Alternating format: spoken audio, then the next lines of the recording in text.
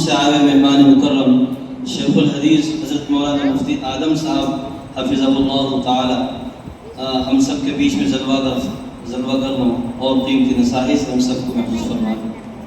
بسم اللہ الرحمن الرحیم، الحمدللہ رب العالمین والعاقبۃ للمتقین والصلاة والسلام علی سید الانبیاء والمرسلین وعلی آلہ وصحبہ اجمعین، اما بعد فاعوذ باللہ من الشیطان الرجیم، بسم اللہ الرحمن الرحیم، وَإِنَّكَ لَتُلَقَّى الْقُرْآنَ مِن لَّدُنْ حَكِيمٍ عَلِيمٍ۔ وقد أخرج الإمام البخاري رحمه الله تعالى عن ابن عباس رضي الله تعالى عنهما أنه قال: ضمني النبي الكريم صلى الله عليه وسلم إلى صدره وقال: اللهم علمه الكتاب۔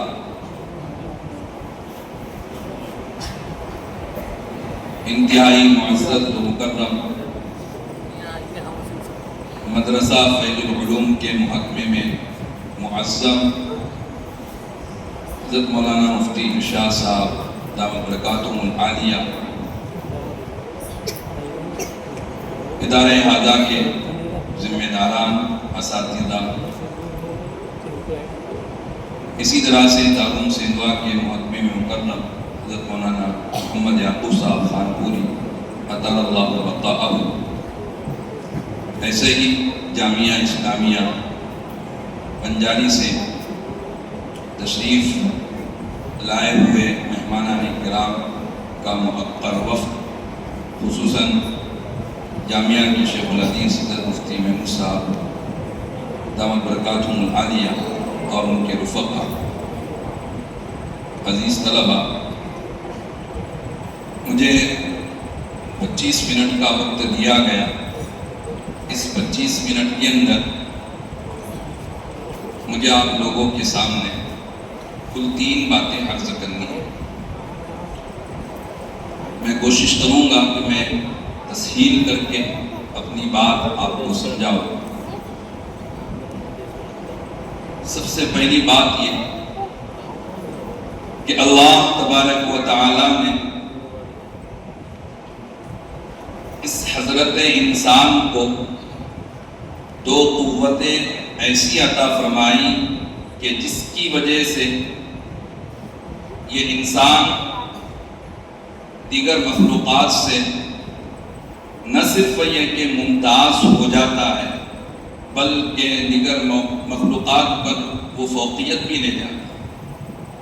ما به الامتیاز یا ما به الکرامہ والاعزاز، جس کی وجہ سے اس انسان کو امتیاز ہے، بلکہ اس انسان کو ملائکہ اور جنات کے اوپر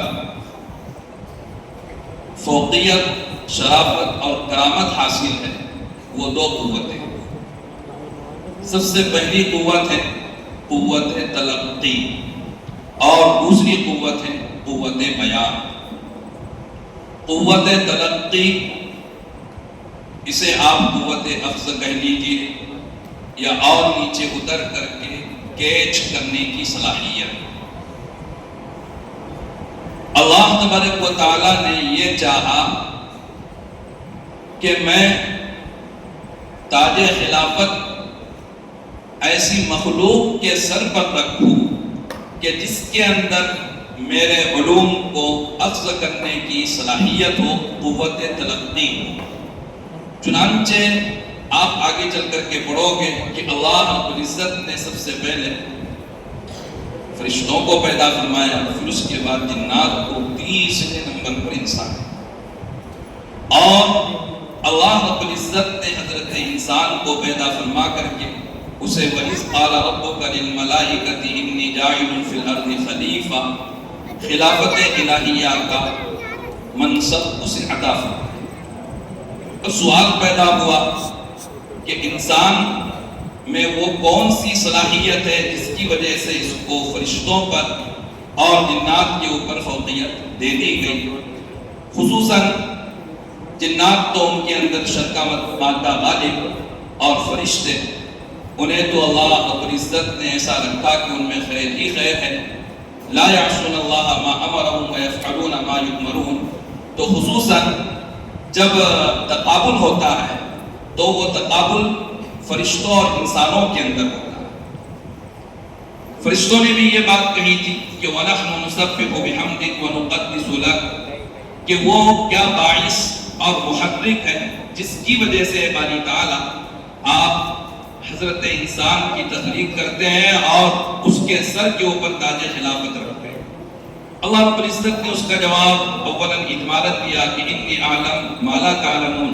پھر آگے تفصیلاً جو جواب دیا اس جواب کا محصل بس یہی ہے کہ اللہ رب العزت نے بتلایا کہ میرے علوم کو اخذ کرنے کی صلاحیت جسے ہم قوت تلقی کہہ رہے ہیں جو حضرت آدم علیہ السلام کے اندر ہے وہ تمہارے اندر نہیں.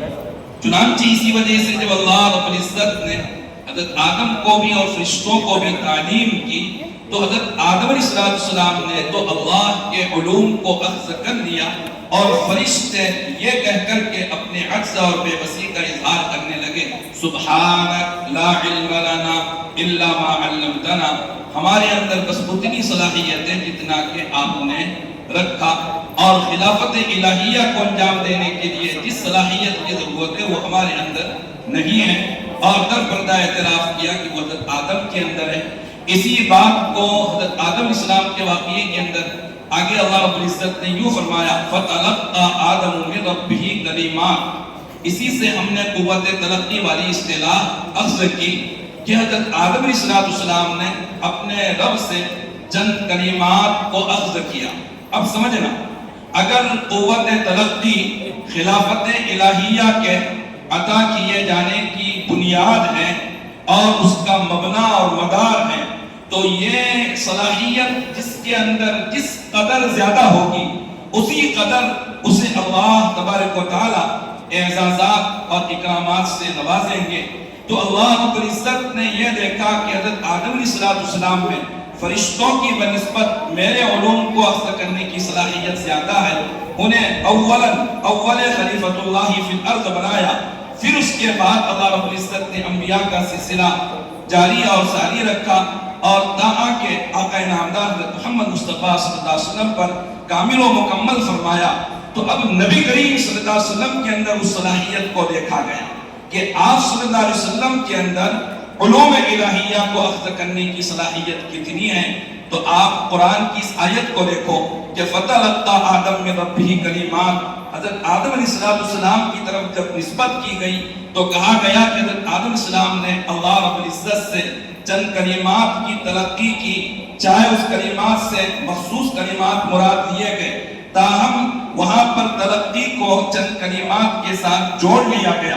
اور جب اللہ کے نبی کریم صلی اللہ علیہ وسلم کا تذکرہ آتا ہے تو سورہ نمل کے اندر اللہ رب العزت آقا نامدار حضرت محمد مصطفیٰ صلی اللہ علیہ وسلم کے بارے میں فرماتے ہیں وَإِنَّكَ لَتُلَقَّى الْقُرْآنَ مِن لَدُنْ حَكِيمٍ عَلِيمٍ کہ آپ کی طرف قرآن کو نازل کیا گیا, آپ کو قرآن کریم سکھایا گیا اور اس ذات کی طرف سے سکھایا گیا کہ جو ذات حکیم بھی ہے علیم بھی ہے, یعنی اسے معلوم ہے کہ کس چیز کو کس محل کے اندر رکھنا ہے اور اسے کمال علم بھی حاصل ہے.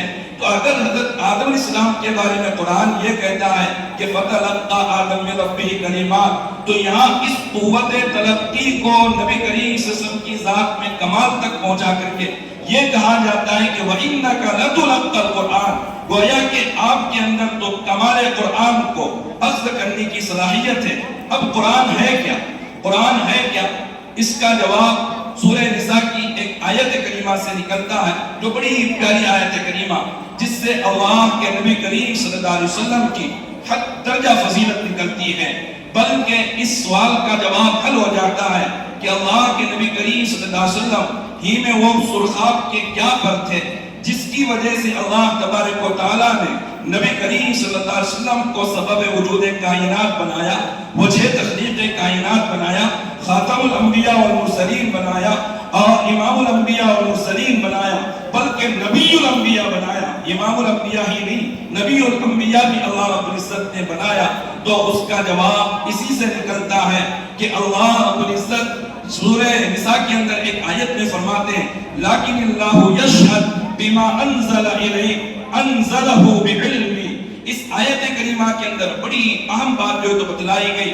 اللہ فرماتے ہیں کہ محمد اگر آپ کی نبوت کی شہادت اہل کتاب نہ دیتے ہو تو نہ دے, کفار مشرکین نہ دیتے ہو تو نہ دے, پوری دنیا بھی اگر آپ کی نبوت کی شہادت نہ دیتی ہو تو نہ دے, اللہ رب العزت آپ کی نبوت کی شہادت دیتا ہے, آپ کی نبوت کی تبیین کرتا ہے, آپ کی نبوت کی توضیح کرتا ہے. بما انزل الیک, اس کلام اللہ کے ذریعے سے جس کو اللہ نے آپ کی طرف نازل کیا.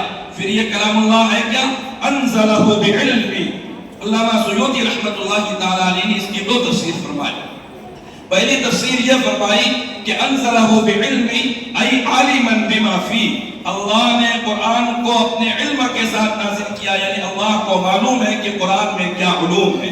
لیکن ایک دوسری تفسیر جو مجھے بہت زیادہ پسندیدہ ہے, جو علامہ سیوطی رحمۃ اللہ تعالی علیہ نے فرمائی, ای وفیہ علمہ انزلہ بعلم ای وفیہ علمہ, کہ اللہ نے قرآن کو اپنے علم کے ساتھ اتارا, یعنی قرآن صرف قرآن نہیں ہے بلکہ اللہ رب العزت کے علوم کا گنجینہ ہے, اللہ رب العزت کے علوم کا سرچشمہ ہے, گنجینہ علوم الہیہ ہے. تو اللہ رب العزت یہ فرما رہے ہیں کہ میں آپ کی نبوت کو قرآن کے ذریعے سے بیان کرتا ہوں, اور قرآن ہے کیا؟ تو فرمایا کہ وہ میرے علوم کا گنجینہ ہے, اور میں نے اپنے علوم کا معدن اور سرچشمہ آپ کے قلب اطہر پر نازل کر دیا. تو آپ کے قلب اطہری کے اندر وہ صلاحیت ہے کہ جو صلاحیت دنیا کے کسی سینے کے اندر نہیں ہے, کہ وہ اللہ کے علوم کو کما حقہ وہ حاصل کرے, اور اللہ کے علوم کی کما حقہ ترقی کرے اور اخذ کرے, جس کی وجہ سے اللہ رب العزت نے آقا نامدار حضرت محمد مصطفیٰ صلی اللہ علیہ وسلم کو وہ رتبہ عطا فرمایا کہ جو رتبہ کسی کو عطا نہیں فرمایا. تو اللہ نے انسان کے اندر پہلی صلاحیت رکھی ہے قوت تلقی, قوت اخذ, کیچ کرنے کی صلاحیت. اب آسان کر کے عزیز طلبہ سمجھو, آپ کے اساتذہ آپ کو پڑھاتے ہیں, نورانی قاعدہ, ناظرہ, حفظ, عالمیت جو بھی پڑھاتے ہیں, اب وہ آپ کو سکھاتے ہیں کہ بیٹا اس کو ایسا پڑھو. اب آپ کے اندر اللہ رب العزت نے ایک صلاحیت رکھی ہوئی ہوتی ہے قوت اخذ, وہ جیسے پڑھاتا ہے اس طرح سے آپ پڑھتے ہیں. قاری صاحب جیسے حرف کی ادائیگی کرواتے ہیں اس طریقے سے کرتے ہیں, کتاب آپ کو جیسے سمجھائی جاتی ہے اس طرح سے آپ سمجھتے ہیں. اور یہ صلاحیت دیگر مخلوقات کے اندر نہیں ہے, یا اس درجے کے اندر نہیں ہے جس درجے کے اندر اللہ رب العزت نے آپ کے اندر رکھی. تو سب سے پہلے آپ کو جو چیز یاد رکھنی ہے وہ یہ کہ میرے رب نے میرے اندر قوت اخذ رکھی ہے, قوت تلقی رکھی ہے, کیچ کرنے کی صلاحیت رکھی ہے, اور مجھے کیچ کرنا ہے اللہ کے علوم کو, مجھے حاصل کرنا ہے اللہ رب العزت کے علوم کو, مجھے حاصل کرنا ہے اللہ رب العزت کے علوم کو. یہی مدارس کے قیام کا مقصد ہے. آپ تمام کے اندر اللہ نے قوت اخذ رکھی ہے. آپ اپنے آپ کو بیدار مقصد بنائیے, آپ یہ سمجھیں کہ میرے اندر اللہ نے بڑی عظیم صلاحیت رکھی. اپنے اندر کانفیڈنس پیدا کریں, اپنے اندر خود اعتمادی پیدا کریں.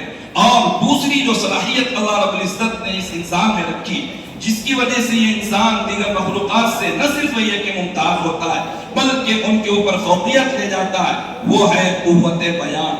قوت بیان, معافی ضمیر کو ادا کرنے کی صلاحیت. چنانچہ اللہ رب العزت نے سورہ رحمان میں 4 بڑی چیزوں کا تذکرہ کیا. الرحمن علم القرآن, خلق الانسان, علمہ البیان. اللہ کی صفات میں سے سب سے بڑی صفت جس کا کائنات میں سب سے زیادہ ظہور ہوتا, اسی لیے حضرت امام بخاری نے جہاں کتاب التوحید, کتاب الذات و صفات کو ذکر کیا, تو صفات باری تعالیٰ میں سب سے پہلے صفت رحمت سے وہ بحث کرتے ہیں. سب سے پہلی روایت مدارس کے اندر محدثین اپنے طلبہ کو جو پڑھاتے ہیں وہ پڑھاتے ہیں ارحموا من فی الارض یرحمکم من فی السماء, الراحمون یرحمہم الرحمن, ارحموا من فی الارض یرحمکم من فی السماء. اللہ کی صفت رحمت اس کا سب سے زیادہ ظہور ہوتا ہے. اللہ نے اپنی صفات میں سے صفت رحمت کو ذکر کیا. پھر اللہ رب العزت نے تمام آسمانی کتابوں میں سب سے عظیم تر کتاب علم القرآن, قرآن کریم کو, بلکہ یہاں پر بھی ایک نکتہ ہے کہ اللہ کہتے ہیں کہ اگر میں رحمان نہ ہوتا تو میں اپنا عظیم کلام تمہاری زبانوں پر جاری نہ کرتا. یہ میری رحمت ہی ہے کہ میں نے اپنے کلام کا جس کا میں نے تکلم کیا، جس کا مثل پیش کرنے سے تم جیسے عاجز ہو تو اس کا تکلم کرنے سے بھی تم عاجز ہو سکتے تھے، لیکن میں نے اپنی رحمت کا مظاہرہ کرتے ہوئے تمہاری زبان پر اس کو جاری کیا کہ رحمان نے قرآن کو سکھلایا۔ اور پھر اس کے بعد خلق الانسان، ساری مخلوقات میں انسان اشرف المخلوقات ہے، تیسرے نمبر پر اس کو، اور چوتھے نمبر پر انسان میں جتنی صلاحیتیں رکھی ہیں ان سب میں سب سے ممتاز اور سب سے زیادہ عالی صلاحیت اگر وہ ہے تو وہ قوت بیان کی۔ جیسے ابھی جو تمہیں بول رہا ہوں آپ سن رہے ہیں، آپ سن رہے ہیں، یہ قوت تلقی ہے۔ میں بول رہا ہوں، یہ قوت بیان ہے۔ ہر استاد وہ بولتا ہے، وہ قوت بیان ہے، اور ہر طالب علم جو سمجھتا ہے وہ قوت تلقی ہے۔ انہی دونوں صلاحیتوں سے کام لے کر کے انسان دین محمدی کی اور دین الہی کی حفاظت کرتا ہے اور اس کی تبلیغ کرتا ہے۔ آپ کو زمانے طالب علمی کے اندر قوت اخذ سے کام لینا ہے، اور جب آپ کا زمانے طالب علمی کامل و مکمل ہو جائے، قوت بیان سے کام لے کر کے علوم الہیہ کو خلق خدا تک کے پہنچانا ہے، دین محمدی کی تبلیغ کرنا ہے۔ تو یہ دونوں صلاحیتیں اللہ رب العزت نے ہم انسانوں کے اندر رکھی ہے۔ ان دونوں صلاحیتوں کو مہمیز لگایا جائے، انہیں ایڑ لگائی جائے، انہیں اجاگر کیا جائے۔ آپ سمجھے کہ میں سمجھ سکتا ہوں، آپ سمجھے کہ میں سمجھا سکتا ہوں، اسی سمجھنے اور سمجھانے کو ہم قوت تلقی اور قوت بیان سے تعبیر کر رہے ہیں۔ دوسری بات جو مجھے آپ کے سامنے ذکر کرنا ہے وہ یہ کہ ایک آیت آپ بارہا سنتے ہیں، جیسا کہ ابھی فضیلت قرآن پر جو تقریر کی گئی اس میں آیت سنی، اِنَّا نَحْنُ نَزَّلْنَا الذِّكْرَ وَإِنَّا لَهُ لَحَافِظُونَ۔ اللہ رب العزت کہتے ہیں کہ کلام اللہ کو ہم نے نازل کیا، کلام اللہ کی حفاظت کی ذمہ داری بھی ہم نے اپنے سر لے رکھی ہے۔ تکوینی طور پر اللہ رب العزت نے حفاظت قرآن کا ایک عجیب نظام فرمایا جو خلق عادت ہے، جو سابقہ کے اندر آسمانی کتابوں کی حفاظت کا یہ نظام تھا ہی نہیں، بلکہ صرف اس امت کے اندر ہے۔ وہ کیا نظام ہے؟ اس نظام حفاظت کو قرآن ہی سے سمجھے کہ بل وہ آیات بینات فی صدور الذین اوتوا العلم۔ اللہ وَإِنَّا لَهُ لَحَافِظُونَ کو ایک سوال پیدا ہوتا ہے، باری تعالیٰ آپ نے حفاظت قرآن کا ذمہ لیا، یہ دنیا دار الاسباب ہے، اس دنیا دار الاسباب میں اللہ رب العزت کی قدرت، یہ ایک علمی جملہ ہے، اللہ رب العزت کی قدرت اس دنیا دار الاسباب میں اللہ کی قدرت تحت الاسباب ظاہر ہوتی ہے۔ اللہ نے یہ نظام بنا رکھا ہے کہ آپ سبب اختیار کرو، اللہ رب العزت مسبب کا ظہور فرمائیں گے۔ تو اللہ رب العزت نے حفاظت قرآن کا ذمہ اپنے سر لیا۔ دنیا دار الاسباب میں حفاظت قرآن کا اللہ نے ایک خرق عادت نظام اللہ نے بنایا، وہ یہ کہ قرآن کریم کو امت محمدیہ کے حفاظ کے سینوں کے اندر محفوظ کر دیا، کہ بلکہ قرآن کریم کہتا ہے کہ بلکہ یہ ایسی واضح ترین آیات ہیں جو محفوظ ہے اہل علم کے سینوں کے اندر۔ اب یہاں پر جو میں بات آپ کو بتلانا چاہتا ہوں سمجھنا، قرآن کریم محفوظ ہے، یہ عبارت النص سے ثابت ہے، اس کو خود قرآن نے کہا، اس میں کوئی دو رائے نہیں ہے، یہ بالکل مشاہد بھی ہے، مجرب بھی ہے۔ 1438 ہجری چل رہا ہے، قرآن کریم کے نزول کو 14.5 صدی گزر چکی، ایک شوشے کے اندر بھی رد و بدل ہے۔ آپ کو تعجب ہوگا اس بات پر کہ حضرت مولانا ادریس احمد کاندربی نے لکھا معارف القرآن کے اندر کہ کہتے ہیں کہ دین عیسائیت صرف 81 برس کے بعد وہ تحریف اور تصحیف کی نظر ہو چکا تھا، اور 14.5 صدی کے بعد بھی الحمدللہ قرآن کا ایک شوشہ بھی اس کے اندر تبدیلی نہیں آ سکتی۔ یہ حفاظت قرآن کا جو اللہ نے وعدہ کیا، لیکن جو بات میں آپ کو بتلانا چاہتا ہوں، اللہ رب العزت قرآن کی حفاظت کیسے کرتے ہیں؟ حفاظ کے سینوں میں رکھ کر کے۔ تو حفاظ کے جو سینے ہیں وہ قرآن کریم کے لیے ظرف ہے، اور قرآن مظروف ہے۔ خود اس آیت میں آیا بل وہ آیات بینات، یہ گویا کہ مظروف ہے، یہ مظروف ہوا، فی ظرفیت کے لیے آتا ہے، فی صدور الذین اوتوا العلم، اور اہل علم اور حفاظ کے سینے ظرف ہوئے۔ اب آپ کو سمجھنا چاہیے کہ جیسے یہ میں آپ کو ایک مثال دوں کہ اس بوٹل کے اندر جو پانی ہے، یہ مظروف ہے، اور یہ بوٹل جو ہے یہ ظرف ہے۔ خارج سے اگر کوئی دلیل ایسی ثابت ہو جائے کہ جس میں یہ دعویٰ کیا گیا ہو کہ اس بوتل کے اندر جو پانی ہے جو مظروف ہے یہ محفوظ ہے۔ اب جب پانی محفوظ ہے تو پانی کی حفاظت کیسے کی جا رہی ہے؟ تو پانی کی حفاظت اس بوتل میں رکھ کر کے کی جا رہی ہے۔ تو جب یہ پانی یہ مظروف محفوظ تو یہ ظرف بھی خود بخود محفوظ ہو گیا۔ نتیجہ یہ نکلا کہ جب قرآن کریم حفاظ کے سینوں میں رکھ کر کے اسے محفوظ کر دیا گیا تو حفاظ کے سینے جو قرآن کریم کے لیے ظرف ہے انشاءاللہ وہ بھی محفوظ ہے۔ اس جملے کو آپ سمجھو، جس طرح سے قرآن محفوظ، قرآن کی حفاظت کرنے والے بھی محفوظ، جس طرح سے قرآن کریم محفوظ، قرآن کی حفاظت کرنے والے بھی مدارس، حفاظت کرنے والے مدارس بھی محفوظ۔ اس نقطے کو حجت اسلام حضرت مولانا قاسم نانوتوی نے سمجھا، اور اسی بنا پر جب آپ نے دیکھا کہ انگریز اس ہندوستان سے اسلام کو مٹانا چاہتا ہے، آپ نے کچھ نہیں کیا۔ آپ نے جو کام کیا وہ کام یہ کیا کہ آپ نے دارالعلوم دیوبند کی بنا ڈالی۔ آپ جانتے تھے کہ ان مدارس سے جب ہم قرآن کریم کی حفاظت کریں گے تو قرآن تو محفوظ ہے ہی، لیکن جس کی نسبت حفاظت قرآن سے جڑ جائے گی وہ بھی محفوظ ہو جائے گی، اور ان مدارس کی برکت سے ہم بھی محفوظ۔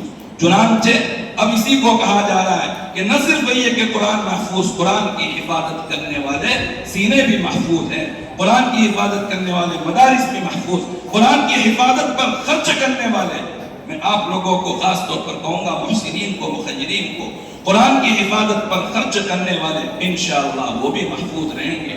آپ بولو کہ یہ تو مرتے نہیں، مرنا یہ مٹنا نہیں ہے۔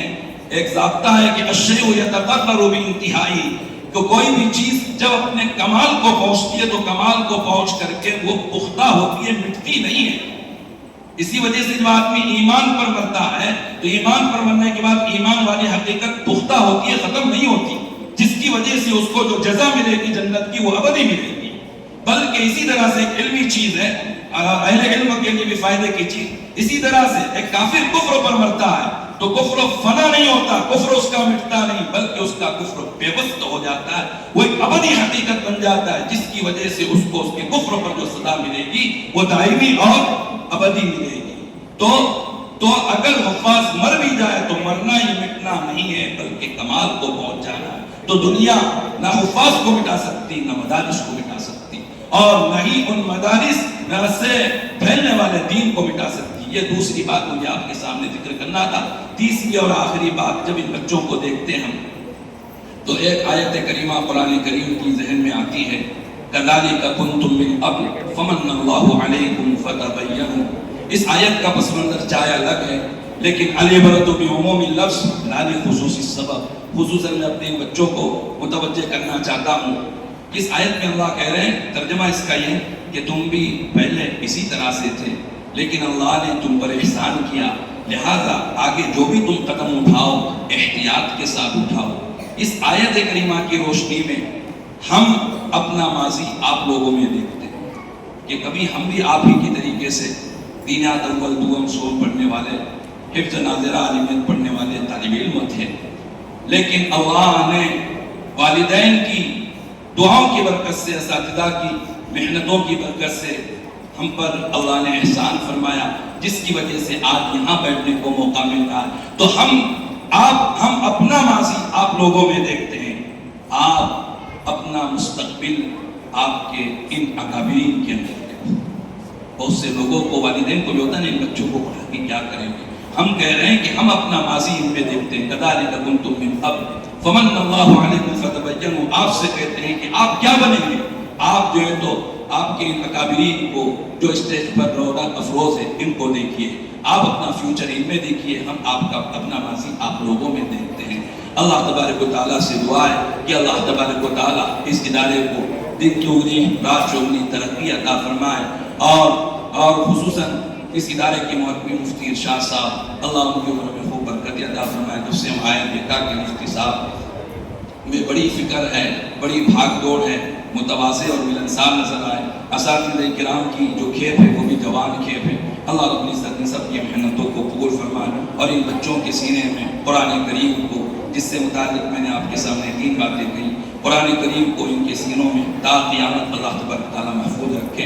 قرآن اللہ کے علوم کا جو جینا ہے وہ ان کے سینوں میں ودیت فرمائے.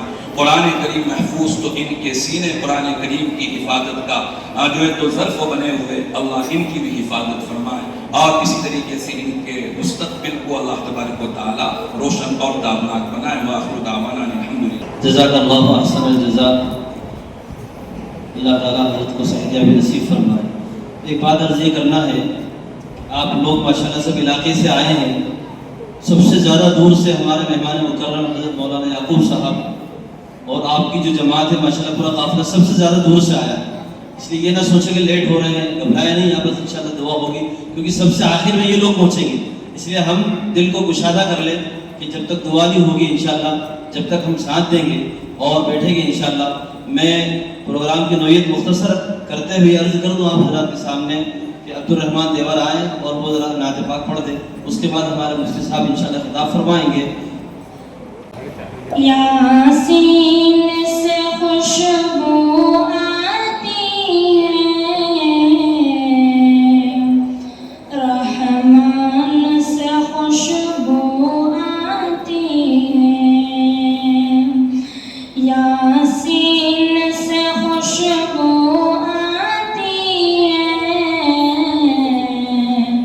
رحمان سے خوشبو آتی ہے، یاسین سے خوشبو آتی ہے، رحمان سے خوشبو آتی ہے. میں جب بھی تلاوت کرتا ہوں قرآن سے خوشبو آتی ہے. میں جب بھی تلاوت کرتا ہوں قرآن سے خوشبو آتی ہے. کملی مبارک ہو یا عصا، ٹوپی ہو امامہ یا کرتا، کملی مبارک ہو یا عصا، ٹوپی ہو امامہ یا کرتا، سرکار دو عالم کے ہر ایک سامان سے خوشبو آتی ہے، سرکار دو عالم کے ہر ایک سامان سے خوشبو آتی ہے. اب میں حضرت مفتی صاحب کو جو مفتی محمود رفیع صاحب شیخ الحدیث جامعہ اسلامیہ منجائی چوپاڑی بڑے اساتذہ میں ہیں، حضرت سے میں دعوت دیتا ہوں. الحمدللہ نحمده ونستعینه ونستغفره ونؤمن به ونتوکل علیہ ونعوذ باللہ من شرور انفسنا ومن سیئات اعمالنا من یهده اللہ فلا مضل له ومن یضلل فلا هادی له ونشهد ان لا اله الا اللہ ونشهد ان محمدا عبده ورسوله.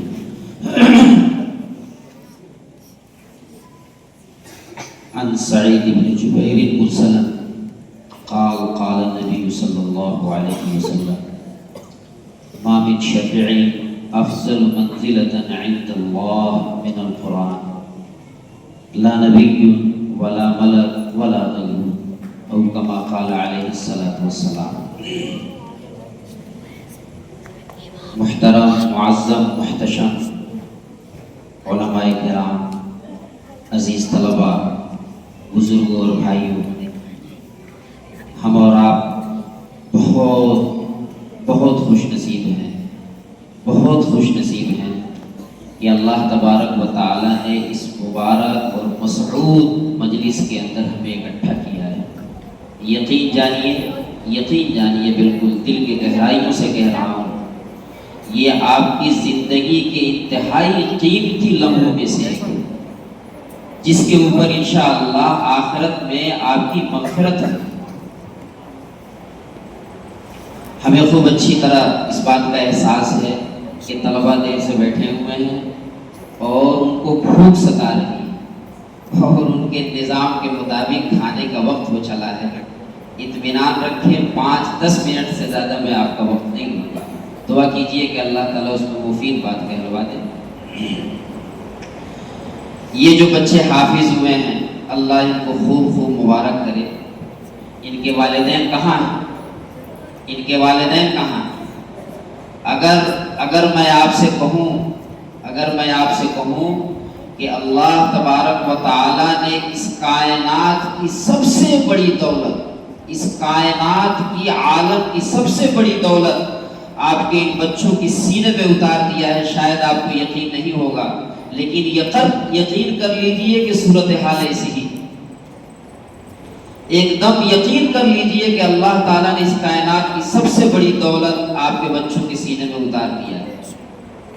ابھی جو حدیث شریف میں نے پڑھی ہے خطبے کے اندر، اس کا مفہوم یہ ہے کہ نبی کریم صلی اللہ علیہ وسلم نے خود فرمایا کہ بروز قیامت اللہ کے یہاں کوئی سفارشی اتنی حیثیت نہیں رکھتا ہے، بروز قیامت اللہ کے یہاں کوئی سفارشی اتنی حیثیت نہیں رکھتا ہے جتنی حیثیت قرآن کی ہے۔ نبی کریم صلی اللہ علیہ وسلم نے فرمایا کوئی نبی بھی نہیں، کوئی فرشتہ بھی نہیں، کوئی نبی بھی نہیں، کوئی فرشتہ بھی نہیں، جتنا اللہ تبارک و تعالیٰ کے یہاں سفارش قبول کی جائے گی قرآن، جس دن ہم سب کے سب الجھے ہوئے ہوں گے، گھبرائے ہوئے ہوں گے، پریشان حال ہوں گے، ڈوبتے کو تنکے کا سہارا، ہمارے عرف میں کہیے ڈوبتے کو تنکے کا سہارا، اس وقت اگر کوئی چیز آپ کو اس پریشانی سے نکالے گی، یہی دولت ہے جو اللہ تبارک و تعالیٰ نے ان معصوم چھوٹے بچوں کے دلوں کے اندر محفوظ کر دیا۔ کیا حدیث شریف ہے؟ کیا حدیث شریف ہے؟ نبی کریم صلی اللہ علیہ وسلم نے فرمایا کہ کوئی چیز، یہاں تک کہ نبی اور فرشتے بھی ان کی اتنی سنوائی نہیں ہوگی اللہ کے دربار میں بخشش کے لیے، رہائی کے لیے، جہنم سے جنت کی طرف لانے اور چھٹکارا دلانے کے لیے جتنی سنوائی اللہ تعالیٰ کے یہاں قرآن کی ہوگی، اگر قرآن سفارش کرے گا کبھی اللہ تعالیٰ اس کو رد نہیں کرے گا۔ یہ حدیث شریف ہے جو میں نے آپ کو سنایا خطبے کے اندر، نبی کریم صلی اللہ علیہ وسلم کا ارشاد گرامی ہے، یہ ایک تحفہ ہے، یاد رکھیے گا اور اپنے ساتھ لے جائیے۔ تقریریں بہت سننے میں آتی ہیں، باتیں انسان بہت سنتا ہے، کان سے سنتا ہے دوسری طرف سے نکال دیتا ہے، لیکن یہ قیمتی بات ہے، یاد رکھیے گا، شاید کسی کے کام آ جائے۔ ایک دوسری حدیث میں نبی کریم صلی اللہ علیہ وسلم نے ارشاد فرمایا کہ اگر کوئی بچہ حفظ قرآن کرتا ہے، حافظ ہو جائے، قرآن کو سمجھ لے اور قرآن پر عمل کر لے، تو اللہ تبارک و تعالیٰ قیامت کے دن اس کے والدین کو ایسا تاج پہنائیں گے جس کی روشنی کے سامنے سورج کی روشنی بھی کوئی حیثیت نہیں رکھتا ہے، کوئی حیثیت نہیں رکھتا ہے، اور ان کو ایسے جوڑے سے نوازا جائے گا، ایسا لباس اور ایسا جوڑا اللہ تبارک و تعالیٰ ان کے والدین کو دیں گے کہ پوری دنیا کی دولت خرچ کر کے اس کی قیمت ادا نہیں کی جا سکتی۔ ایک تیسری حدیث شریف میں نبی کریم صلی اللہ علیہ وسلم نے فرمایا کہ ایک حافظ کی وجہ سے اگر کسی والدین نے اپنے بچے کو حافظ بنا دیا اور اس کے سینے میں قرآن محفوظ ہو گیا، تو بروز قیامت 10 ایسے لوگوں کو وہ جہنم سے نکال کر کے جنت میں لے جائے گا، کلہم قد وجبت علیہم النار، یہ 10 کے 10 ایسے ہوں گے جن کے بارے میں جہنمی ہونے کا فیصلہ اللہ تعالیٰ کی طرف سے کر دیا گیا ہو، ان سب کو وہ نکالے گا اور جنت میں لے کر کے جائے گا۔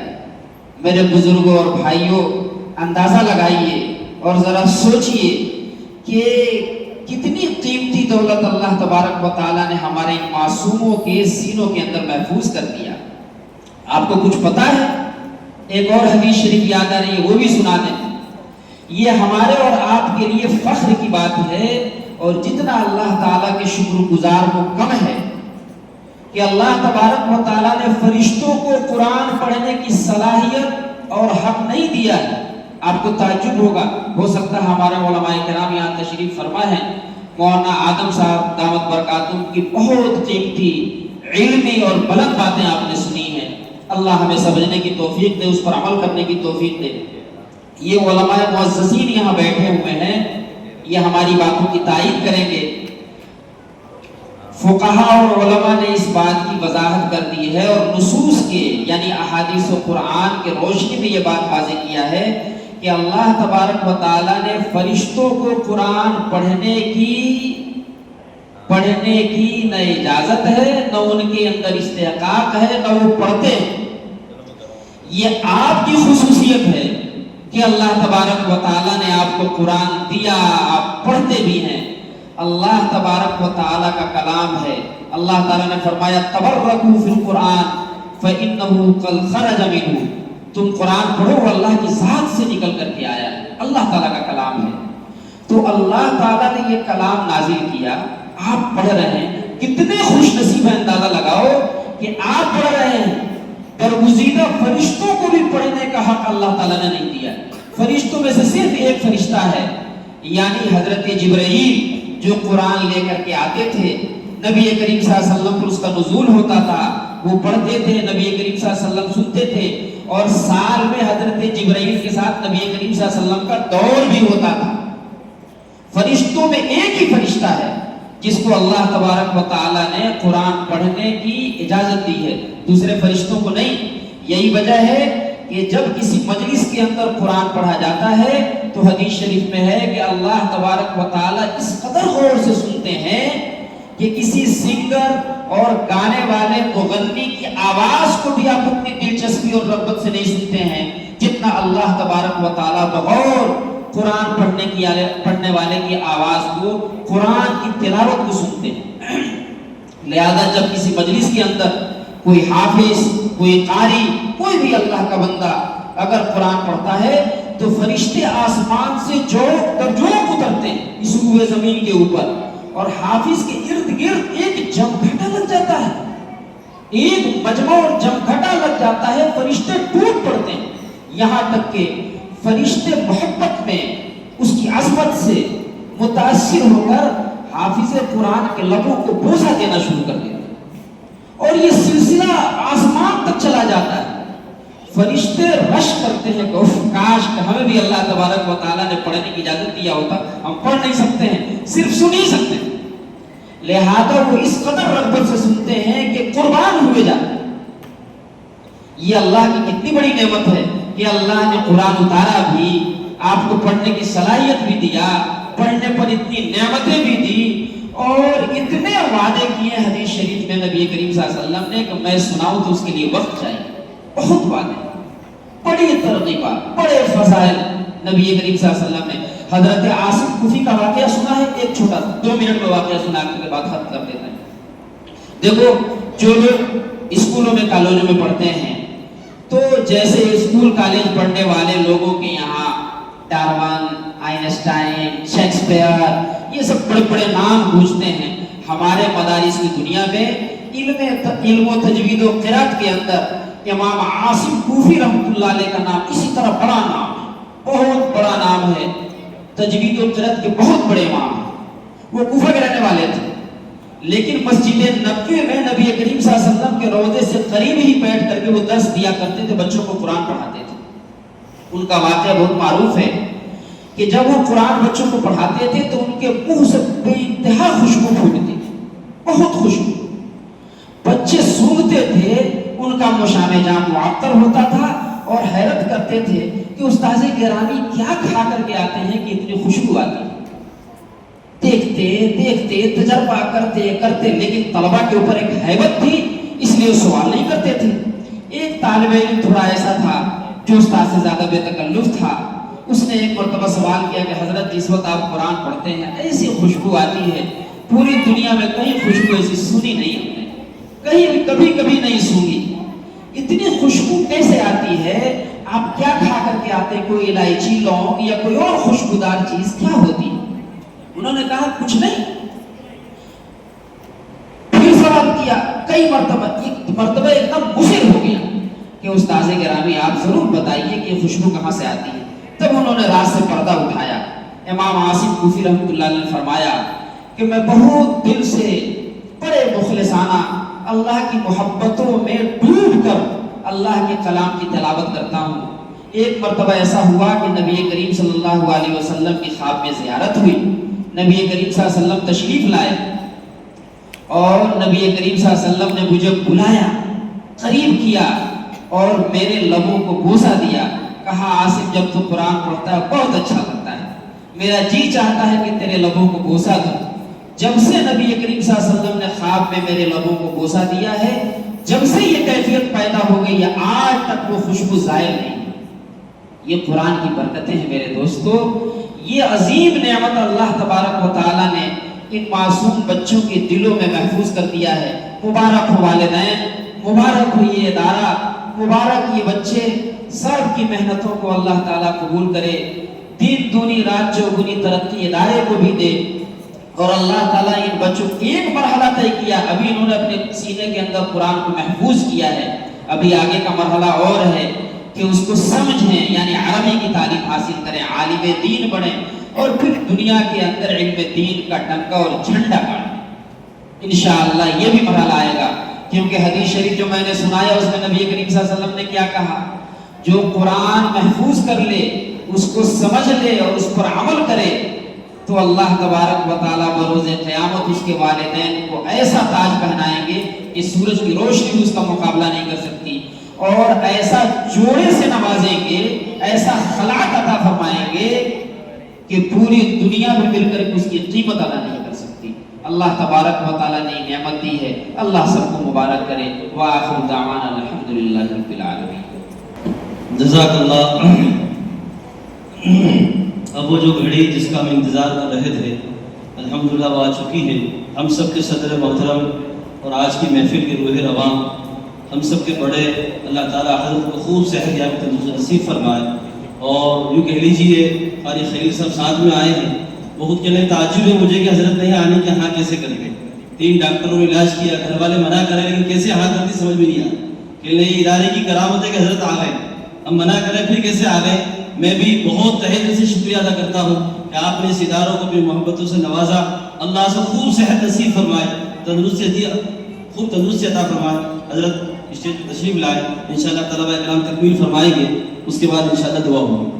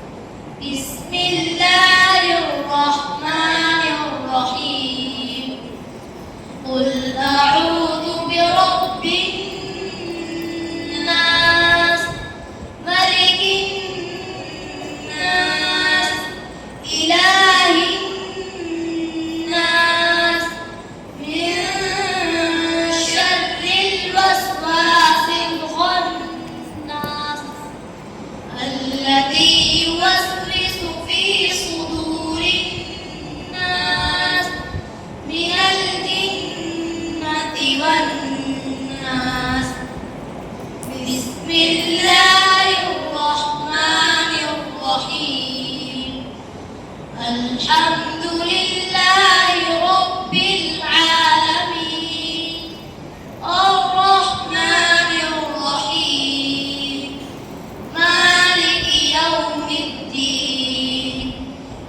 إياك نعبد وإياك نستعين اهدنا الصراط المستقيم صراط الذين أنعمت عليهم غير المغضوب عليهم ولا الضالين بسم الله الرحمن الرحيم ألف لام ميم ذلك الكتاب لا ريب فيه هدى للمتقين الذين يؤمنون بالغيب ويقيمون الصلاة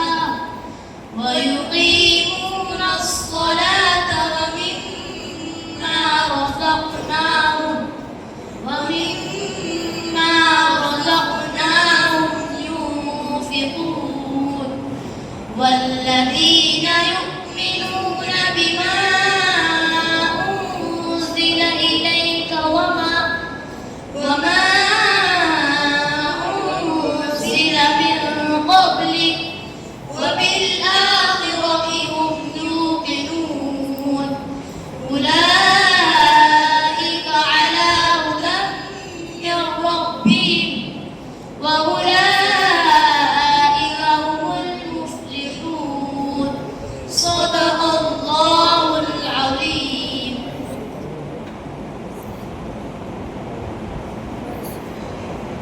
اللهم آنس وحشتنا في قبورنا اللهم ارحمنا بالقرآن العظيم واجعله لنا إماما ونورا وهدى ورحمة اللهم ذكرنا منه ما نسينا وعلمنا منه ما جهلنا وارزقنا تلاوته آناء الليل وآناء النهار واجعله لنا حجة يا رب العالمين آمين.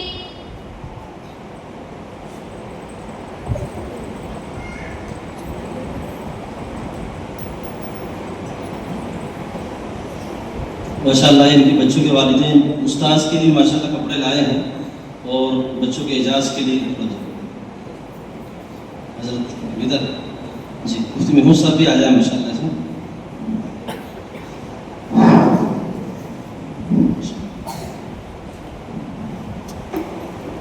माशाअल्लाह बच्चे के उस्तादों के लिए भी एक जोड़ कपड़े लाए हैं माशाअल्लाह। दोनों उस्ताद आ जाए माशाअल्लाह।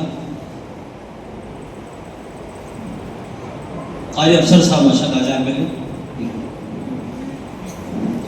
ये माशाअल्लाह कारी राशिदुल्लाह साहब जो बच्चे के उस्ताद हैं ये उनके लिए माशाअल्लाह की तरफ से सबके लिए मिठाई का डब्बा भी माशाअल्लाह मिठाई बांट दी जाएगी सब में माशाअल्लाह।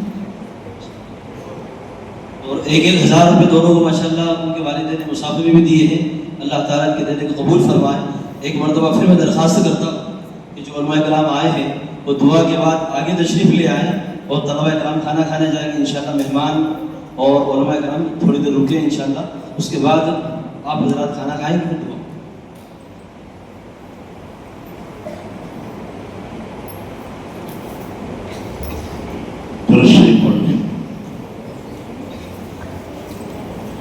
बिस्मिल्लाहिर्रहमानिर्रहीम अल्हम्दुलिल्लाहि रब्बिल आलमीन अर्रहमानिर्रहीम मालिक यौमिद्दीन इय्याक नअबुदु व इय्याक नस्तईन इय्याक नअबुदु व इय्याक नस्तईन इय्याक नअबुदु व इय्याक नस्तईन इहदिना सिरातल मुस्तकीम सिरातल लज़ीना अनअमता अलैहिम من النبيين والصديقين والشهداء والصالحين وحسن أولئك رفيقا غير المغضوب عليهم ولا الضالين. اللهم صل على محمد وعلى آل محمد كما صليت على إبراهيم وعلى آل إبراهيم إنك حميد مجيد. اللهم بارك على محمد وعلى آل محمد كما باركت على إبراهيم وعلى آل إبراهيم إنك حميد مجيد.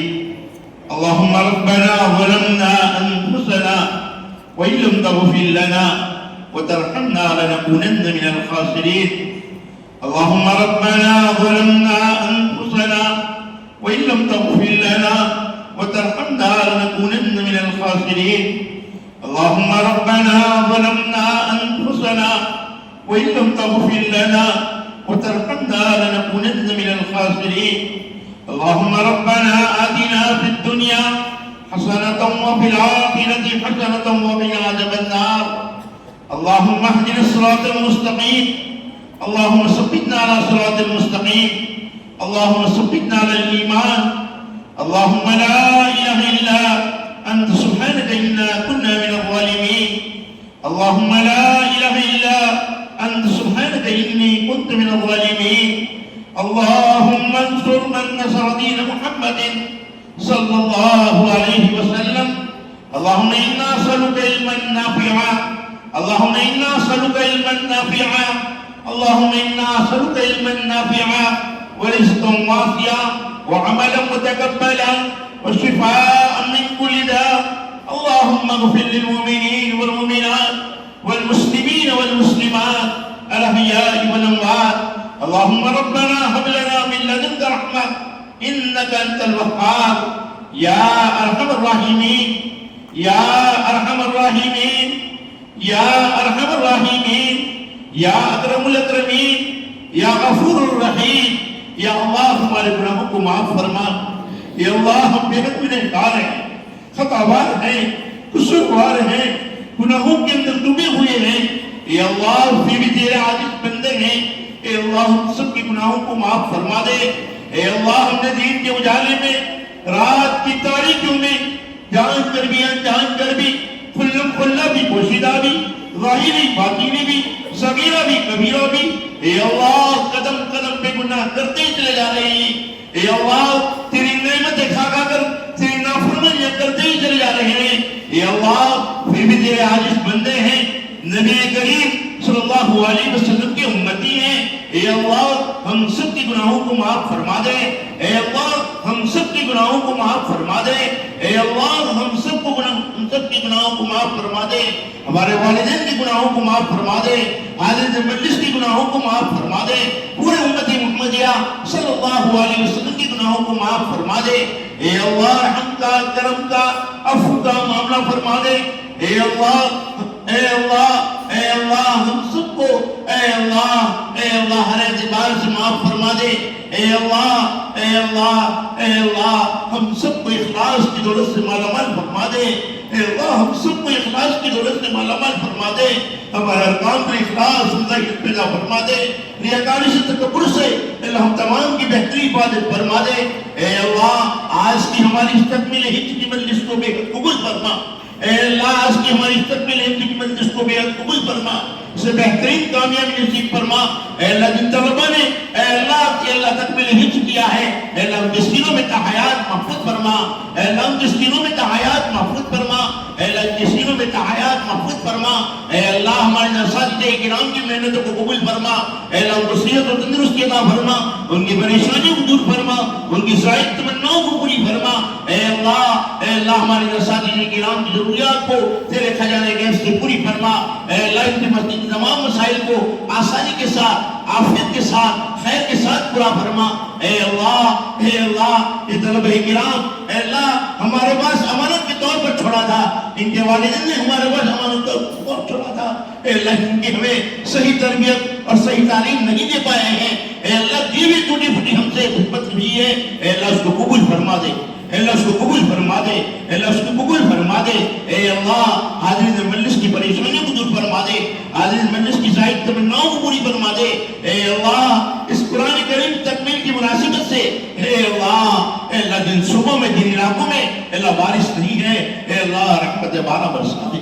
اے اللہ رحمت والی بارش کو برسا دے. اے اللہ رحمت والی بارش کو برسا دے. اے اللہ رحمت والی بارش کو برسا دے. اے اللہ تو ہمارے گناہوں کی طرف مت دے. اے اللہ ہم بڑے مختار ہیں، دھوکے باز ہیں، خطاوار ہیں، قصوروار ہیں. اے اللہ پھر بھی تیرے عاجز بندے ہیں. اے اللہ اللہ ہمیں معاف فرما دے، اے اللہ ہمیں معاف فرما دے، اے اللہ ہمیں معاف فرما کر اے اللہ رحمت والی بارش کو برسا دے، اے اللہ رحمت والی بارش کو برسا دے، اے اللہ تو ہم سے راضی ہو جا، اے اللہ تو ہم سے راضی ہو جا، اللہ تو ہم سے راضی ہو جا، تو ہمیں اپنا بنا لے، ہمارا خاتم ایمان پر فرما، عذاب قبر سے ہماری حفاظت فرما، جہنم کی آگ سے ہماری حفاظت فرما، ہم سب کو ہدایت نصیب فرما، پورے عالم کے اندر ہدایت کو عام فرما دے، حق کا بول بالا فرما دے، باطل کو نیست نابود فرما دے، اے اللہ جہاں کہیں بھی مسلمان پریشانہ ہیں اے اللہ ان کی پریشانیوں کو دور فرما دے، پورے عالم کے مسلمانوں کی حفاظت فرما دے، اے اللہ ان کی جان مال و عزت کی حفاظت فرما دے، اے اللہ مدارس کی، مراکز کی، خانقاہوں کی، دعوت تبلیغ کے مکاتب کی حفاظت فرما دے، اے اللہ ادارے کی حفاظت فرما دے، اے اللہ ادارے کے آگے سے پیچھے سے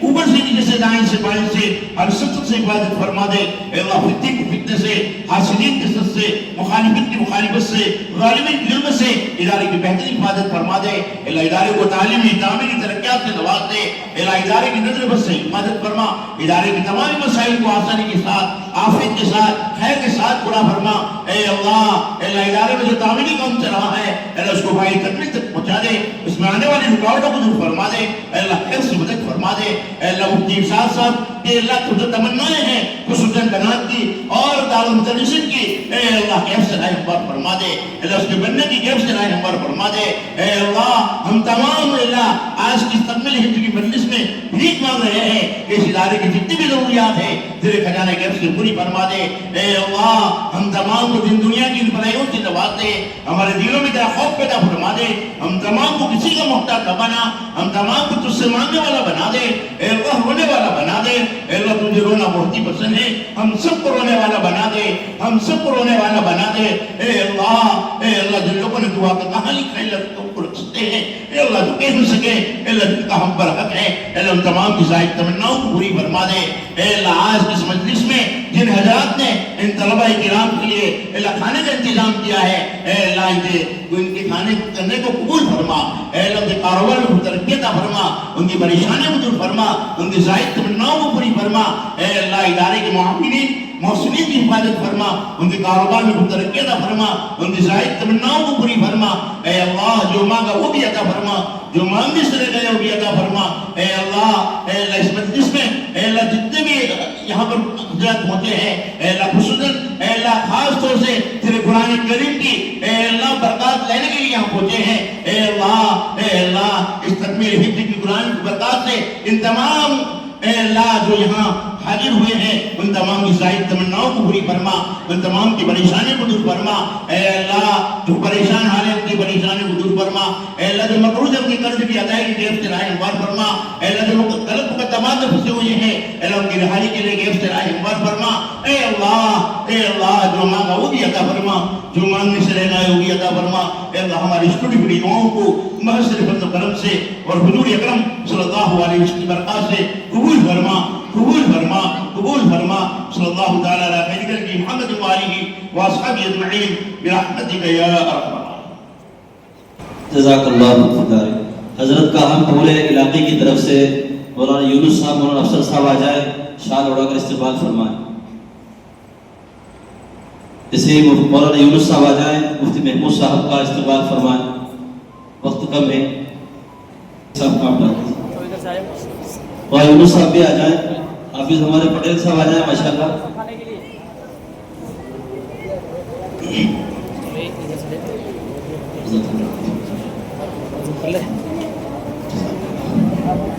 مفتی سلمان صاحب کو ہمارے مفتی عاصم صاحب آ جائیں ماشاءاللہ، وہ استقبال فرمائیں۔ مولانا یونس صاحب کا استقبال ہمارے مولانا صادق صاحب وہ بھی پورا والے امام صاحب فرمائیں ماشاءاللہ۔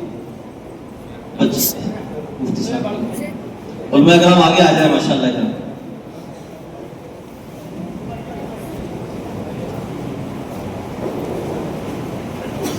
مولانا عبید اللہ صاحب ماشاءاللہ آ جائے، آپ کے ساتھی مولانا عبید اللہ صاحب کا اکرام ماشاءاللہ ہے تو وہ یونس صاحب کو شال دے دیجیے مولانا عبید اللہ صاحب کی۔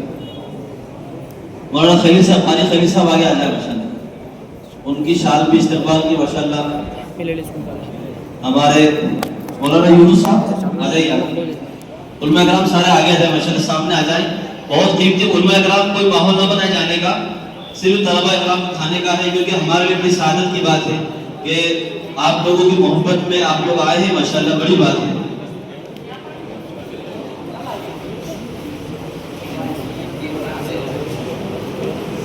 کیونکہ میں جو حفاظ علماء ائمہ آئے ہیں، میں سمجھتا ہوں کہ بہت مشقت کے ساتھ آپ وقت نکال کر آئے ہیں۔ اللہ آپ کی آمد کو قبول فرمائے۔ یہ آپ کی ادارے سے محبت کی دلیل ہے کہ آپ لوگ تشریف لائے، ماشاءاللہ۔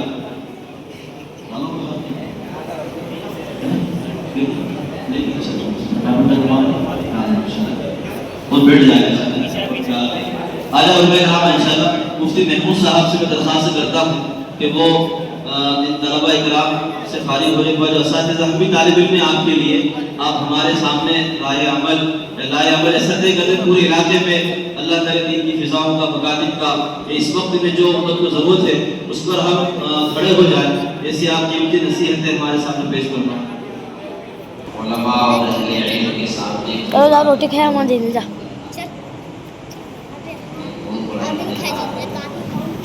نہ سٹی آؤ اللہ تعالیٰ سے دعا اجازت کرتے ہیں کہ اللہ تعالیٰ کچھ ایسی بات کروائے جو آپ کی ایا ہمارے لیے زندگی میں آئندہ مفید ثابت ہو۔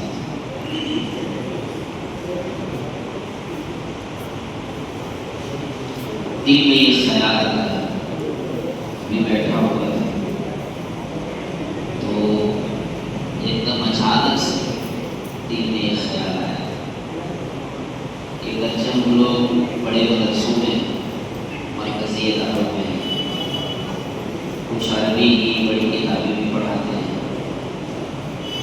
لیکن پتہ نہیں دل میں اچانک ایک جذبہ اور ایک خیال آیا کہ جو ائمہ ہیں، مکاتب سنبھالنے والے ہیں، مکاتب میں چھوٹے بچوں کو تعلیم دینے والے ہیں، موجودہ حالات کے تناظر میں اگر دیکھا جائے، جو مشکل حالات ہمارے سامنے ہیں اور جس سے ہم گزر رہے ہیں، ملک گزر رہا ہے، پورا سماج گزر رہا ہے، ان مشکل حالات میں بڑے مدرسوں کے بڑے اساتذہ سے بہت بڑی ذمہ داری آپ ہیں۔ پتہ نہیں میں یہ بیٹھا ہوا تھا، مجھ سے انہوں نے کہا کہ علماء میں کچھ بات کہہ دیجیے، تو میں تو سوچا کہ کیا بات کریں، لیکن وہ سب اللہ تعالیٰ کی طرف سے شاید یہ بات آئی اور بغیر کسی تصور اور تکلف کے جو دل کے جذبات میں آپ کے سامنے پیش کر رہا ہوں، ایک دم دل میں یہ بات آ رہی ہے کہ ہم لوگ بڑے مدرسوں میں، مرکزی اداروں میں اگر کچھ بڑی کتاب پڑھا رہے ہیں تو شاید وہ اتنی بڑی خدمت نہیں ہے جو اللہ تعالیٰ آپ ہمارے سے کرے۔ اللہ تعالیٰ آپ کی خدمات جلیلہ قبول کرے، آگے کے لیے مزید ہمت اور حوصلہ دے تاکہ آپ حالات سے مقابلہ کریں اور بچوں کے مستقبل کو سنوارنے کا عزم دے آپ کے لیے ان کے اندر۔ ابھی کچھ دنوں پہلے خالد سیف اللہ رحمانی صاحب کا ایک بیان سنا، اس میں حضرت نے بڑے اچھی طریقے سے ہمیں موجودہ حالات کی محنت کی طرف آمادہ کیا۔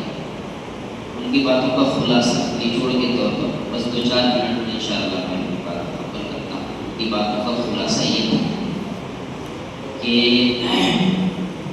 قرآن شریف کے اندر ایک عجیب و غریب واقعہ اللہ تعالیٰ نے بیان کیا ہے جو ہمارے لیے بڑا لمحہ فکریہ ہے، ہمیں جھنجھوڑتا ہے، ہمیں آمادہ عمل کرتا ہے اور ہمیں ایک دم فکر میں ڈبو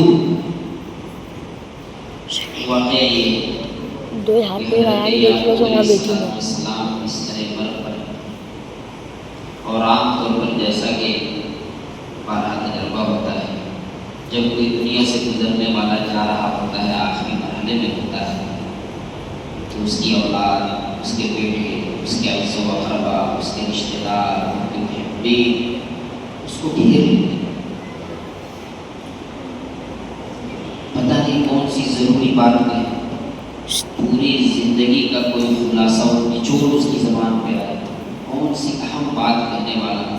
ظاہر سی بات ہے موت کے وقت میں، دنیا چھوڑتے وقت اگر کوئی آدمی کچھ بولے گا تو بہت قیمتی اور اہم بات ہی ہوگی. تو حضرت یعقوب علیہ السلام اسی کیفیت سے پوچھا اور آپ کی ساری اولاد، آپ کے بچے عزیز و اقربا نے گھیر رکھا تھا. ایسے وقت میں حضرت یعقوب علیہ السلام نے پوچھا ما تعبدون من بعدی، میرے بچوں ایمانداری کے ساتھ بتاؤ، دل پہ ہاتھ رکھ کر کے بتاؤ کہ میں تو دنیا سے جا رہا ہوں، میرے بعد تم کس کی عبادت اور پرستش کرو؟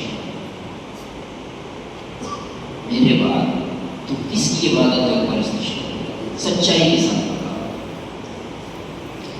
جب انہوں نے کہا نعبد الہ و الہ آبائنا، ہم آپ کے معبود کی پرستش کریں گے، آپ کے آبا و اجداد کے معبود کی پرستش کریں گے، حضرت ابراہیم کے معبود کی پرستش کریں گے جو ایک خدا ہے، اس کے ساتھ کسی کو شریک نہیں ٹھہرائیں گے. تو یہ جواب سن کر حضرت یعقوب علیہ السلام کو بڑا اطمینان ہوا اور بڑے سکون اور اطمینان کے ساتھ دنیا سے تشریف لے. اب ہمارے لیے ذرا سوچنے کی بات ہے کہ آپ ذرا غور کیجیے حضرت یعقوب علیہ السلام کون ہے؟ ذرا دیکھیے، سوچیے آپ. حضرت یعقوب علیہ السلام کون ہے؟ حضرت یعقوب علیہ السلام خود نبی. آپ کے والد ذرا اوپر جائیے، حضرت یعقوب نبی، حضرت یعقوب کے والد حضرت اسحاق نبی، حضرت یعقوب کے چچا حضرت اسماعیل نبی، اور پھر ان دونوں کے والد اور حضرت یعقوب علیہ السلام کے دادا حضرت ابراہیم علیہ السلام نہ یہ صرف نبی بلکہ ابو الانبیاء. بعد میں جتنے انبیاء آئے ہیں سب حضرت آدم علیہ السلام کے اولاد. حضرت اسحاق ہی کے نسل میں تقریباً 4,500 انبیاء پیدا ہوئے، اور جو حضرت ابراہیم علیہ السلام کے دوسرے صاحبزادے یعنی حضرت اسماعیل، اس میں نبی کریم صلی اللہ علیہ وسلم کی بعثت ہوئی. تو حضرت ابراہیم نہ صرف نبی بلکہ ابو الانبیاء، تمام بعد کے انبیاء کے باپ. یہ تو حضرت یعقوب علیہ السلام کے اوپر والی بات ہے. ذرا نیچے اتریے. حضرت یعقوب علیہ السلام کے صاحبزادے حضرت یوسف علیہ السلام جلیل القدر نبی، اور بائبل کی روایت کے مطابق، ہمارے یہاں تو نہیں لیکن بائبل کی روایت کے مطابق حضرت یعقوب علیہ السلام کے ایک صاحبزادے کا نام یہودا، وہ بھی. تو آپ غور کیجیے، اوپر کی طرف بھی نیچے کی طرف پورا خاندان انبیاء کا، رسولوں کا، اس انسانی دنیا کے سب سے اونچے طبقے کے لوگوں کا خاندان ہے. پورا خاندان آفتاب و مہتاب، انبیاء سے پورا خاندان. وہ لوگ اعتقاد، ایمان، تقوی، خدا ترسی، للہیت، اخلاص، اتنے اونچے مقام پہ ہوگی. وہ انبیاء سے برگزیدہ کوئی طبقہ نہیں، پورا خاندانی انبیاء سے پورے. یہ حضرات ہدایت، عقیدت، اعتقاد، ایمان، خدا ترسی، للہیت، اخلاص، اتنے اونچے مقام پہ ہوگی. لیکن نصیحت کیا کر رہے ہیں حضرت یعقوب علیہ السلام اس دنیا سے جاتے وقت؟ وہ نصیحت یہ ہے اور فکر یہ ہے کہ میرے بعد تم کس کی پرستش کرو. جب تمام اولاد نے یہ کہا کہ ایک خدا کی پرستش کریں گے جس کی پرستش آپ کرتے تھے، آپ کے والد حضرت ابراہیم کرتے تھے، اسی خدا کی پرستش کریں. تب حضرت یعقوب علیہ السلام دنیا سے مطمئن ہو کر کے گئے اور چین کے ساتھ ان کو سکون قلبی ہوا کہ اب انشاءاللہ ہمیں کوئی فکر کی بات نہیں.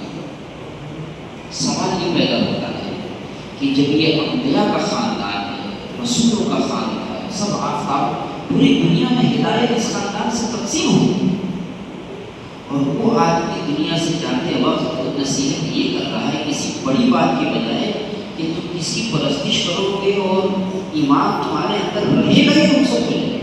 میں اس کی فکر میں اس کے لیے فکر نہیں. جب جواب اچھا ملا تو اطمینان سے.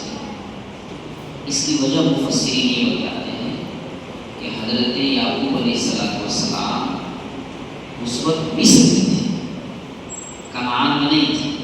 آپ سبھی لوگ بخوبی جانتے ہیں کہ حضرت یعقوب حضرت یوسف کا خاندان تو کنعان میں آباد تھا جو موجودہ فلسطین کا حصہ ہے.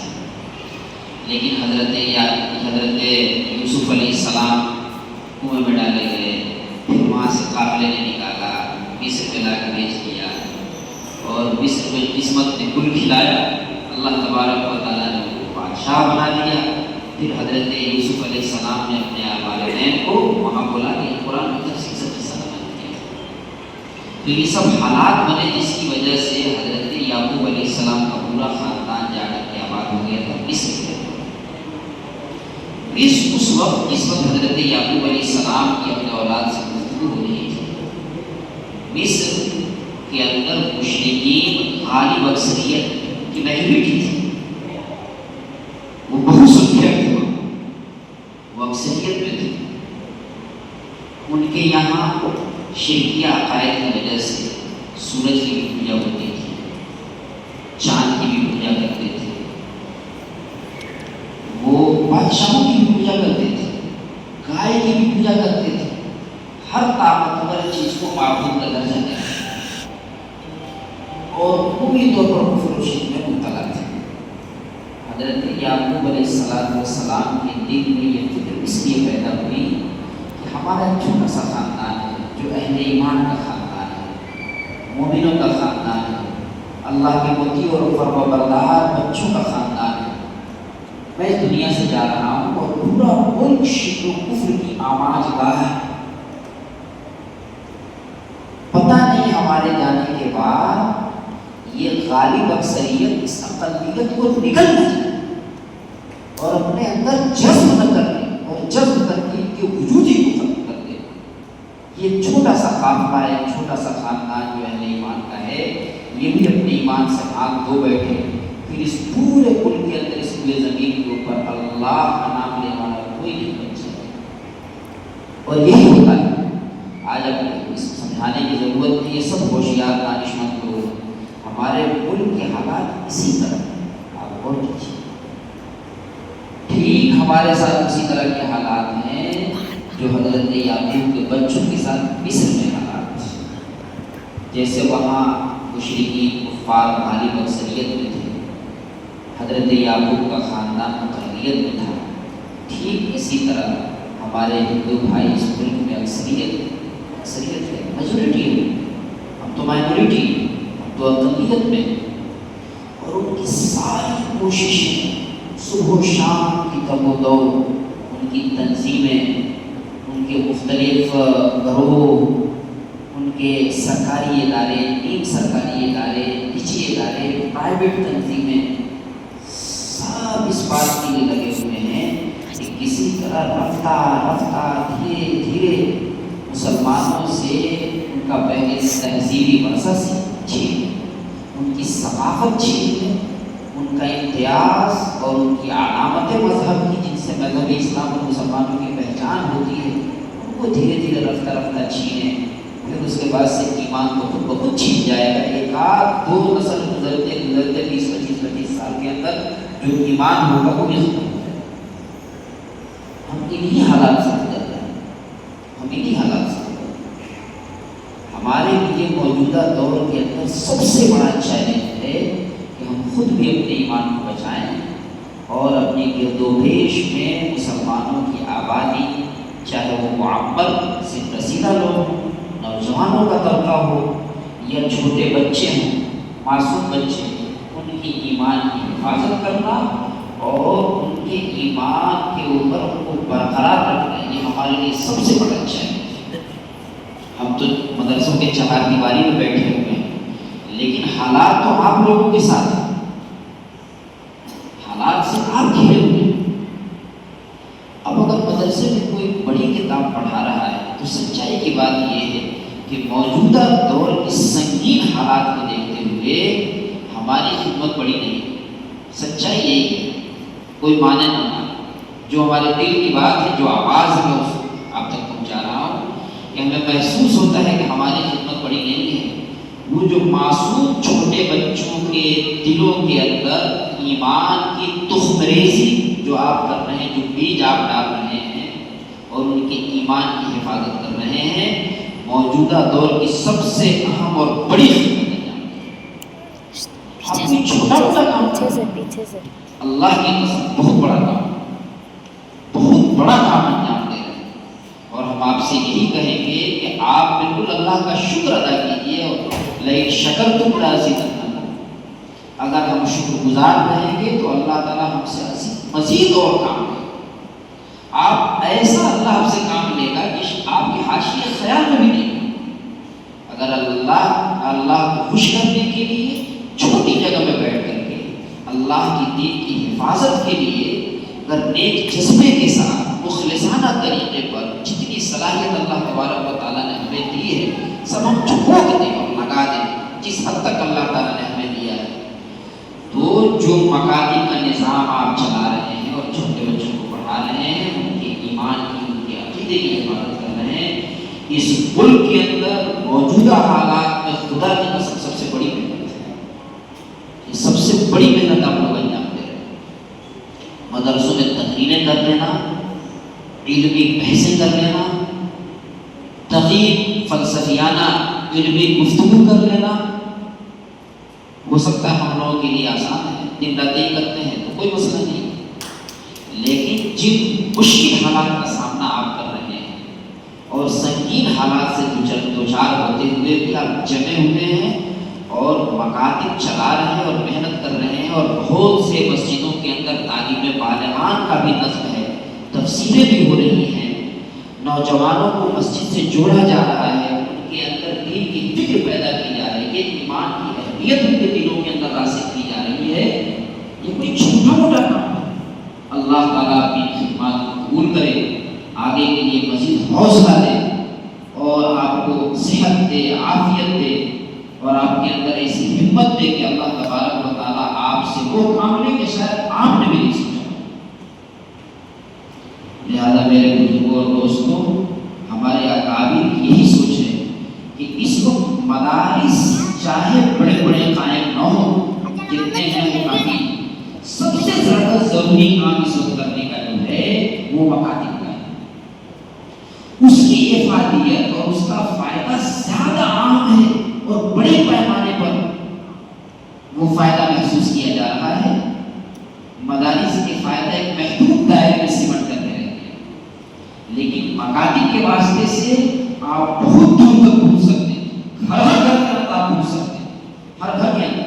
ابھی جو موجودہ تعلیمی رپورٹ آئی ہے کچھ دنوں پہلے کی بات ہے، تو مدرسے میں آنے والے جو لوگ ہیں، جو بچے مدرسے میں آتے ہیں پڑھنے کے لیے، ان کا تناسب اور ان کا فیصد جو گورنمنٹ نے جاری، گورنمنٹ کے ڈاٹا کے مطابق ان کا تناسب اور فیصد جو مدرسے میں آنے والے طلباء ہیں 0.8%،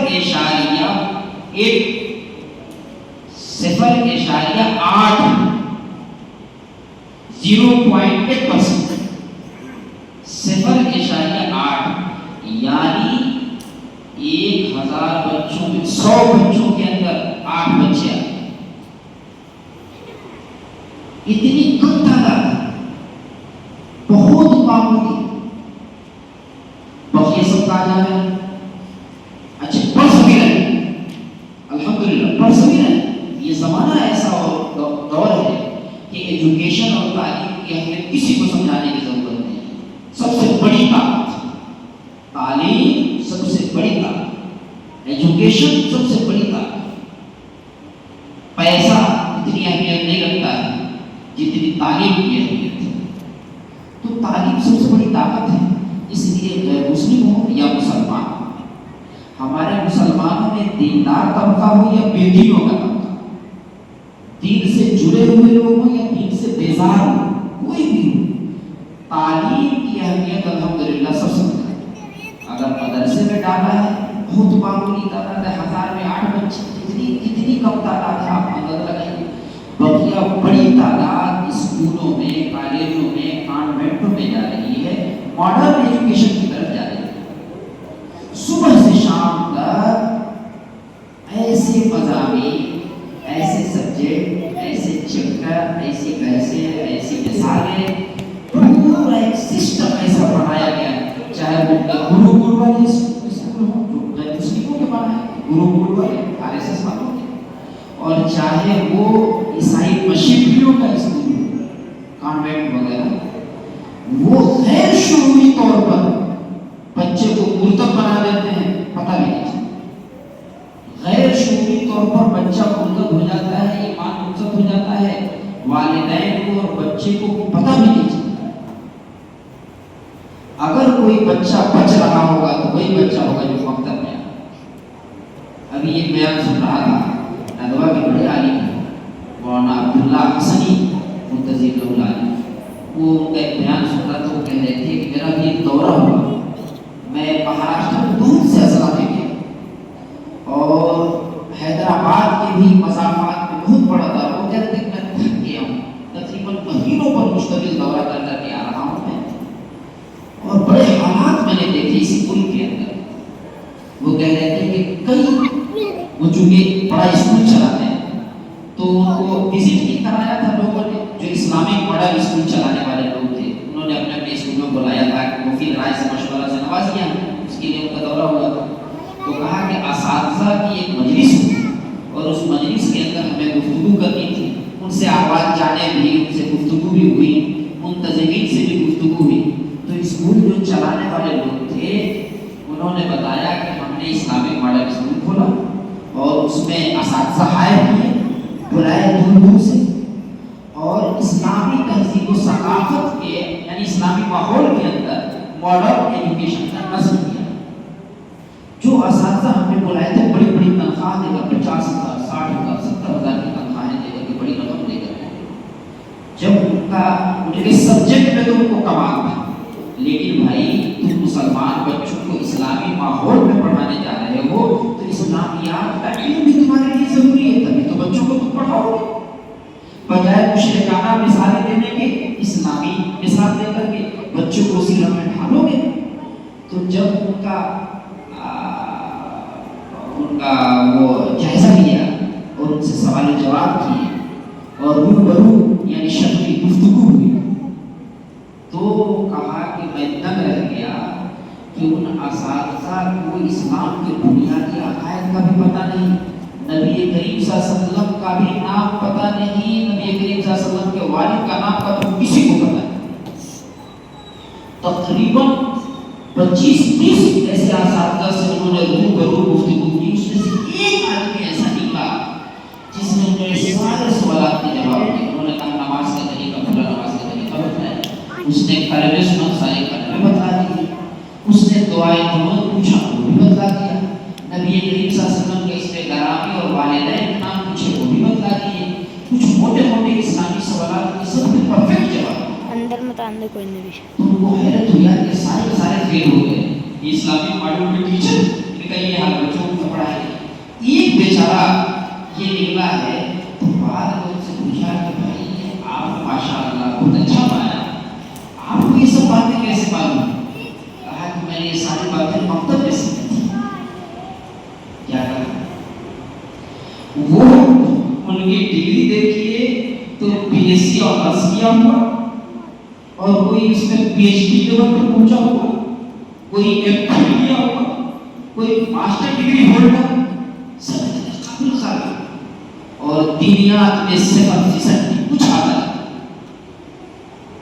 ایک بیچارہ اس میں نکلا، کہہ رہے تھے کہ میں تو بہت دکھی تھا کہ یار اللہ یہ کیا ہو رہا ہے، لیکن ایک نے لاج رکھ دیا، اس سے جو کچھ پوچھا اس نے صحیح صحیح جوابات دیے، اور جب مجھے حیرت ہوئی کہ سارے گڑبڑ نکلی یہ کیسے، تو اس سے تنہائی میں پوچھا بھائی آپ کو کیسے؟ انہوں نے کہا کہ میں نے مکتب میں یہ ساری باتیں پڑھی اور وہاں سے یہ مکتب کا فائدہ ہے۔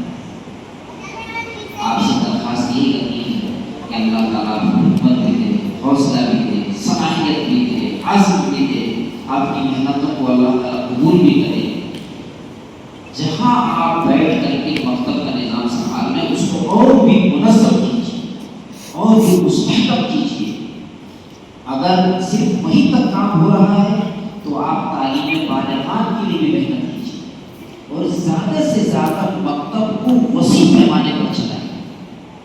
اس کے لیے جو صاحب سبق لوگ ہیں، پڑھے لکھے لوگ ہیں، مسجد سے قریب رہنے والے لوگ ہیں، ان کو اپنی کام کی نوعیت سمجھائیے، ان کو اعتماد میں لیجیے۔ انشاءاللہ جب آپ درد کے ساتھ کوئی بات ان کے سامنے رکھیں گے، اللہ تعالیٰ خالی نہیں جانے دیں گے، ضرور اسباب اللہ تعالیٰ مہیا کروا دیں گے۔ اور اگر یہ کام آپ نے کیا تو یقین جانیے نسلوں کی ایمان کی حفاظت کر رہے ہیں۔ یہ چھوٹا موٹا کام نہیں، بہت بڑا۔ جتنی افادیت مکاتب کی ہے اور مساجد کی تعلیم کی ہے، مدرسوں کی تعلیم کا دائرہ محدود ہے اس کے مقابلے میں، یہ بہت بڑا، بہت وسیع ہے۔ بس اللہ تبارک و تعالیٰ سے دعا ہے کہ اللہ تعالیٰ ہمیں بھی کہی ہوئی باتوں کے اوپر عمل کی توفیق دے، آپ کو بھی اللہ تعالیٰ ہمت دے، حوصلہ دے، عزم دے، دین کا درد دے، فکر دے، اڑھن دے، اور اللہ تبارک و تعالیٰ کے دلوں میں ایسا داعیہ پیدا کرے کہ آپ نونہالوں کے ایمان کے محافظت کے لیے عزم پورا سکتے ہیں۔ انشاءاللہ جہاں ہم بیٹھے ہیں وہاں انشاءاللہ ارتداد اور کفر اور شرک کو پھٹکنے دیں، اور یہ نسلوں سے ایمان کی حفاظت۔ حضرت یعقوب علیہ السلام کس سے گفتگو کر رہے ہیں؟ اس میں بڑا سبق ہے۔ حضرت یعقوب نے جس ماحول میں گفتگو کی، ہمارے ملک کے حالات ٹھیک اسی طرح، اور جب بچوں کو آپ سنبھالتے ہیں، اور بچے تو سادہ لوگ ہوتے ہیں، جو چاہو آپ ان میں پیوست کریں، انشاءاللہ قدر بھی کریں گے، آپ کی عزت و توقیر بھی کریں گے، پوری زندگی آپ کے احسان شناس ہوں گے، اور آپ کے لیے دل سے دعائیں دیں گے۔ جب ان کا شعور بالغ ہوگا اور ان کو سمجھ میں آئے گا کہ ہمارے مکتب کے استاد نے ہمیں کون سا جوہر کیا اور کتنی عظیم نعمت سے ہمیں سرفراز کیا، تو ان کے دل سے جو دعائیں نکلیں گی، کسی ایک خدا کے بندے کا دعا بھی اگر قبول ہو گئی تو ہماری آخرت سمجھ جائے گی، ہمارا گویا کہ آخرت کا بیڑا